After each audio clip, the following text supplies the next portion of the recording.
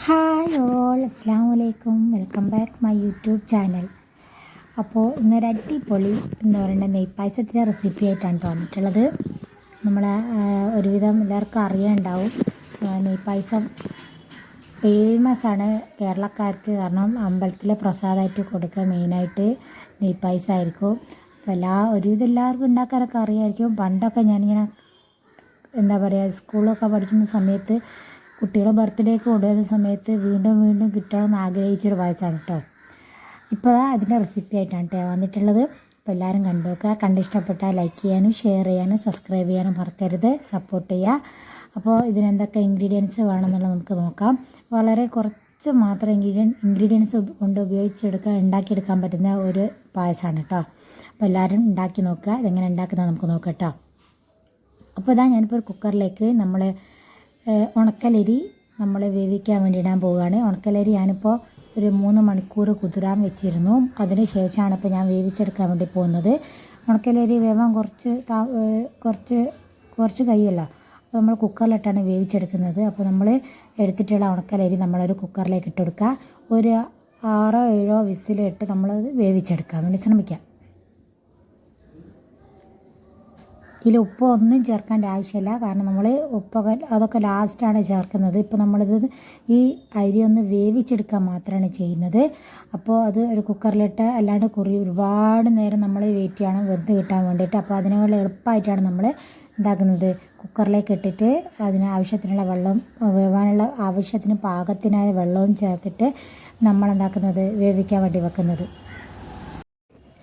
അപ്പോൾ നമ്മൾ എന്താ പറയുക, അരി നന്നായിട്ട് വേവണം കേട്ടോ. അരി തീരെ കടിക്കരുത്. ചോറിൽ നമ്മൾ നന്നായിട്ട് വേവിച്ചെടുക്കണം. കാരണം നമ്മൾ പിന്നെ ശർക്കര പാരുന്ന സമയത്ത് അരി ഒന്നുകൂടി വേവ് കുറഞ്ഞ പോലെയാണ്. പിന്നെ അരി വേവുകയില്ല, ഒന്നും ആകുകയില്ല. അപ്പോൾ ശർക്കര പാർന്ന് കഴിഞ്ഞാൽ പിന്നെ അരി വേവില്ല. അപ്പോൾ അതിന് മുമ്പേ നമ്മൾ നന്നായിട്ട് വേവിച്ചെടുക്കുക. ഇപ്പോൾ ഞാനിത് വെന്തതാണ്. അപ്പോൾ ഇത് വെന്ത നമ്മൾ ഒരു 7-8 വിസിൽ വന്ന അരിയാണ് കേട്ടോ. അത് നമ്മൾ കുക്കറിൽ വെച്ചിട്ടുള്ള. അപ്പോൾ ഇത് നന്നായിട്ട് നമ്മളെന്താക്കുക, ഉടച്ചെടുക്കുക. നന്നായിട്ട് അസലായിട്ട് നമ്മളിത് നല്ല ഫൈനായിട്ട് ഉടച്ചെടുക്കുക. എത്ര ഉടച്ചാലും കുഴപ്പമൊന്നുമില്ല. കാരണം നമ്മൾ കുറച്ച് കഴിഞ്ഞാൽ നമ്മൾ ശർക്കര വാരുന്ന സമയത്ത് ചോറൊക്കെ എണീച്ച് നിൽക്കട്ടെ, അരി പോലെ തന്നെ ഉണ്ടാവും. അപ്പോൾ നന്നായിട്ട് ഇത് ഉടച്ചെടുക്കാൻ വേണ്ടി ശ്രമിക്കും കേട്ടോ. അപ്പോൾ ഇത് നന്നായിട്ട് ഉടച്ചെടുക്കണം കേട്ടോ. നമ്മൾ ഒരു ഉരുളിയിലേക്കാണ് നമ്മളിത് ചേർത്ത് കൊടുക്കുക. ഉരുളിയിലാണ് നമ്മൾ പായസം റെഡിയാക്കി എടുക്കുന്നത്. അപ്പോൾ നമ്മൾ വേവിച്ചിട്ടുള്ള അതായത് അരി നമ്മൾ ഉരുളിയിലേക്ക് നമുക്ക് എത്രയാണോ റൈസ് മുഴുവനായിട്ട് നമ്മൾ എന്താക്കുക, ഉരുളിയിലേക്ക് ചേർത്ത് കൊടുക്കുക. ഫ്ലെയിം ഓണാക്കാനായിട്ടില്ല കേട്ടോ. നമ്മളെല്ലാം മിക്സൊക്കെ ആക്കിയതിന് ശേഷമാണ് ഫ്ലെയിം ആക്കുന്നത്. അപ്പോൾ അതുവരെ വെയിറ്റ് ചെയ്യാം കേട്ടോ. അപ്പോൾ നമ്മളിതാ എന്താ പറയുക, ചോറ് ഇട്ടതിന് ശേഷം ഒരു പകുതി ശർക്കരപ്പാനി ചേർത്ത് കൊടുക്കുകയാണ്. നമ്മൾ ശർക്കരപ്പാനി ഉരുക്കി അരിച്ചെടുത്തിട്ടുള്ള ശർക്കരപ്പാനിയാണ് കേട്ടോ. അപ്പോൾ നമ്മൾ മധുരത്തിന് ആവശ്യത്തിലുള്ള ശർക്കര എടുത്തിട്ട് പാനിയാക്കി വെക്കാം. എന്നിട്ട് നമ്മൾ എന്താക്കുക, നന്നായിട്ട് ഫസ്റ്റ് കുറച്ച് ഒഴിച്ചിട്ട് ചോറിൻ്റെ കട്ടയൊക്കെ ഉടച്ചിട്ട് നന്നായിട്ട് മിക്സാക്കി എടുക്കുക. എന്നിട്ട് അതിന് ശേഷം ബാക്കി നിങ്ങളെ മധുരത്തിനനുസരിച്ചിട്ട് മുഴുവനായിട്ടും ചേർത്ത് കൊടുക്കാൻ വേണ്ടി ശ്രമിക്കുക കേട്ടോ. അപ്പോൾ ഞാനത് മുഴുവനായിട്ട് ചേർത്ത് കൊടുക്കുകയാണ്. അന്നേരം മധുരം കറക്റ്റാവും. എന്നിട്ട് നന്നായിട്ട് മിക്സാക്കി എടുക്കണം വേണ്ടി കേട്ടോ. എത്രയാണ് വേണ്ടി അത്ര മധുരത്തിനനുസരിച്ച് ചേർത്തിട്ട് നന്നായിട്ട് മിക്സാക്കി എടുക്കാൻ വേണ്ടി ശ്രമിക്കുക കേട്ടോ. അപ്പോൾ മധുരം എന്തായാലും മസ്റ്റായിട്ട് നോക്കണം.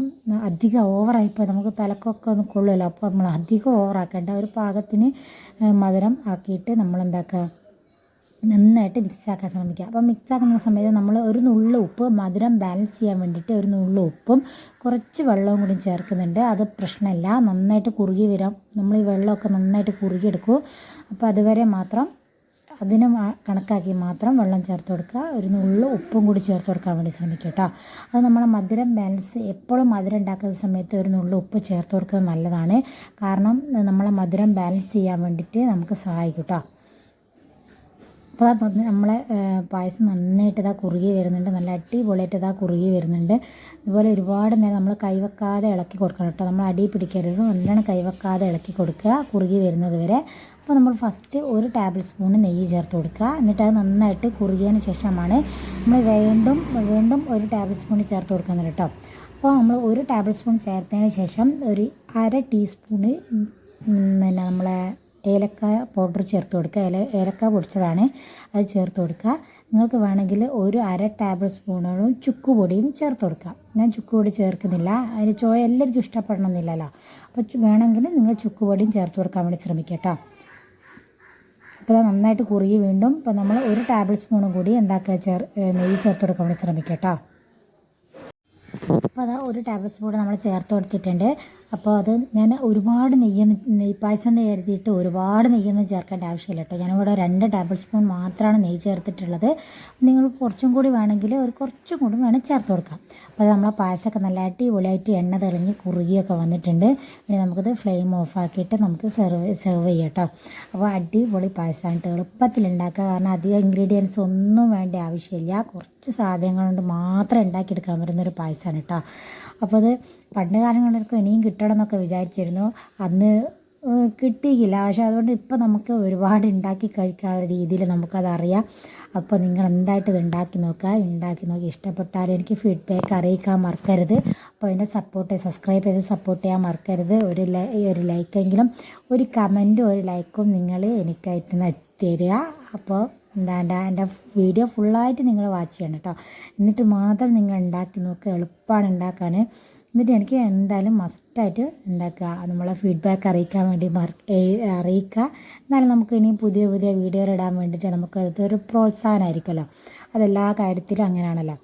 അപ്പോൾ എല്ലാവരും എന്നെ സപ്പോർട്ട് ചെയ്യുക. ഇനി പുതിയ വീഡിയോ ആയിട്ട് നിങ്ങൾക്ക് മുമ്പിൽ വരുന്നവരെ ബൈ.